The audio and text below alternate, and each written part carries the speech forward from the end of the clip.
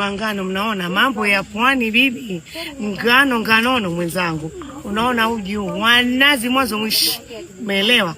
Hapa unatumia mwanzo unachanganya maji ama tui jepesi kidogo na unga wa ngano, unakorogea. Ukianza kujivuta unatia ngano zako ambazo utakuwa umezichemsha. Unaona, unaweka iliki yako, sukari yako, unapika kwa mwendo wa mapenzi, mwendo wa mosmos, unaelewa? Baadaye ukishakuwa umejivuta ndio unaongeza tui lako la nazi. Ndio huu uji wa ngano. Mashallah. Huu uji una vitamini, yani huu uji kama una dhiki za roho watoa. Una wasiwasi wewe kunywa uji. Una dhiki za mume ya kutilia ration kwenye nyumba, ukipika huu uji wa kutilia ration. Sisi mwanielewa? Kama una madeni kwa wadaiwa mama jirani, ukipika huu uji madeni yote yapotea. Ndio uzuri wa uji. Mashallah. Keza wewe. Haya basi uji huu upate siku za mvua mwenzangu.